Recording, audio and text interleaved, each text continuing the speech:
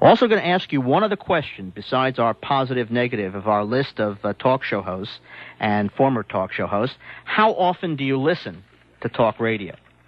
That's a very, very important question. What I have put together, I've eliminated the syndicated programs, the sports programs, which I call specialty, the financial and the legal and the medical programs, which are basically specialty shows and specialty hosts. And I've also eliminated Mike Spindell, because it's always easy for people to call in and to tinkle on those areas of you. But we are going to do it right now. Positive, negative, neutral, never listens, and how long do you listen? How many hours a day would you say that you listen to talk radio? So right now, we're asking you to call in. Telephone numbers in Dade County, 624-9400, and in Broward County, 524-9400. All you have to do is I'll go over a list of talk show hosts, and you'll tell me the way you feel about them. Positive, negative, neutral, or never listens.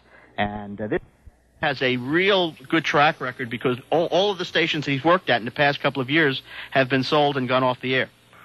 Well, I'm not sure about sold, but gone off the air anyway. Well, that's true. Listen, one of the things that we wanted to do in honor of the fact that this is the second anniversary of the day, not the date. That, of course, will be Tuesday, and you'll do your own thing about that, I'm sure, on WFLA up in Tampa.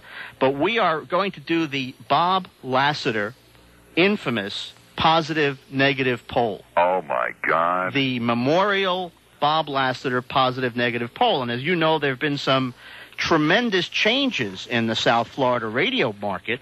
So we felt that now was the time. There couldn't have been a better time than the anniversary of your being fired. This, but not, I mean, within arm's reach of me. I still have all of those polls and how people did. It's really? in my briefcase. My briefcase is literally sitting right next to me. Wow, that's outstanding. I have all of them. What I'll do is I'll send a photocopy of this up to you, and after we do our, of course, there's been a lot of shifting, and there's been a lot of moving around of radio personalities and celebrities from frequencies to different frequencies, etc. So what I'll do is send you a copy of the 1987 version of the positive-negative Bob Lassiter Memorial Poll. Oh, what a fitting tribute! What a fitting tribute! Well, listen, all I want to do and hung on the wall. Yeah, well, listen, there are a lot of talk show hosts that are going to be hung on the wall too, but that's another program altogether. I thank you for taking a few minutes out of your. Don't I get a chance to take the poll? No, can't do that because you're not in this market anymore, Bob. Well, in spirit. Well, hold on. We have somebody that wants to. Well, does he want to go on with BL? All right, hang on, Bob. We got to call. This always happens. You always get a caller. Must be somebody you owe money to. That's two. Okay. Yes, sir. You're on the air with Bob Lassiter. What's up, Bob? Not much. How you doing? I read all those articles about you in the Tampa Tribune. Oh, well, you should have seen the one in the St. Petersburg Times. It was. Now, some people from PLP sent them to me. Who did? Some people from PLP sent them to me. Oh, people from PLP. Yeah. The only problem that disturbs me about it was somebody gave me a call and said, "Oh, Bob is on with Mike." So I turned it on, and the only thing that disturbed me about all those articles was that seems to me like you're doing exactly what Neil is doing as far as, on at night and being discovered and all that kind of stuff. The only thing that's questioning me is how long will it take some moron down here to discover to bring you back because there's a big gap left open. Boy, is there a gap. I mean, Gary Puckett in the Union Gap didn't have a gap. Am I talking to Fruitcake? Well, no. He's now got a great degree of credibility now. No, Bob, no. I'm on one of the. I'm working at one of the local FM stations. Right. Oh, my God. You see, Fruitcake, this is the first time I've ever heard your real voice. Oh, get serious. I am serious. Yeah. Well, look, I found out the person, I keep trying, I wrote a letter to you. I don't know if you got it, but I know who is the infamous caller who called up and said that you were a draft dodger and why, and what the appropriate response was. So I know the person's address and name. So if you ever want to... I'd love to send him a thank you note. The man has done more for my career than I could have ever done on my own. Oh, I don't think so. I think if you would have stayed down here, you would have, you would have been quickly on a day. Well, I want you to know, if I remember correctly, that's an older guy, right? Yeah. Well, that was an older voice. Okay, it's an older voice. But one of the John Broward crowd who, if they don't have the facts to back up their argument, they like to make things up. No, I have the tape not off the air, but also off the phone line, which means that I know the person.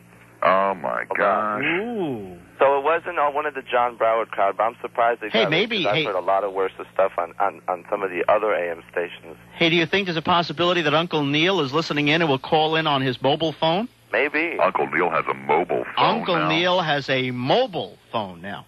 Bob, let me ask you one question. Why didn't PLP try and fight a little bit harder to keep you? Because I read this thing about where Dick Norman said, oh, we don't want to strive for that kind of image, but he had you on for a long time.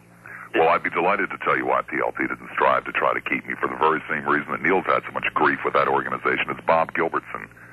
Bob Gilbertson can't deal with success. Ooh, this is kind of insight. Oh, wait, now. Oh, hello, am I still on? Yes. Wait, now, Bob Gilbertson, is that the guy who works at Portland? Yes. Well, did you not give his number or something? Well, I no, think... actually, I'm far, far happier away from PLP. Well, I'll tell you, I think that the radio audience has his number, but that's another story. Well, I don't know, because so he got rid of you, and so that was the story. I mean, they didn't, like, say, Bob, he'll give you more money and that kind of stuff. That was never the issue. The issue was I simply wanted to work in the daytime. Gilbertson did not want me on in the daytime. Although you were, pulling the fives and all that kind of stuff. Hang on a second. We got to get in touch with Frank Motek here. I mean, this is going to be a major story here. Frank Motek? Yeah, Frank is up in Washington doing lead stories for CBS, Bob. I know. It's outstanding, but Frank might have a big scoop here as we find out what the real, if you'll excuse the expression on this second anniversary, the real poop is about your dismissal. Oh, my God, you're not allowed to use derivatives. Uh-oh. You're in big trouble now. Well, I tell you, it's 12:20 in the morning. So I could use it based on the FCC, right? So why doesn't FPL Portland get rid of, what's his name, Bob Gilbertson? I don't know. I have nothing to do with those people anymore. I'm perfectly happy where I am. Seems to me like he's the worst thing that came to them. Well, listen, let's not go into that because I'll be looking for work come Monday morning. Thanks a lot. And I don't want to because when you talk about buying a house, you got to look at the practicalities. Listen, I'm going to be doing my positive, negative Bob Lassiter Memorial Poll, so be listening for it, okay? Okay, Bob. All right, thank you. Bob, I'll be giving you a call up at FLA. Okay, fruitcake. All right, take care. Well, look forward to that's outstanding. Listen, so yes. Lee Fowler hasn't called in yet anyway. Lee, how is Lee doing? We are asking for Lee Fowler to call us in because Lee had a very interesting program calling in on the Steve Kane show when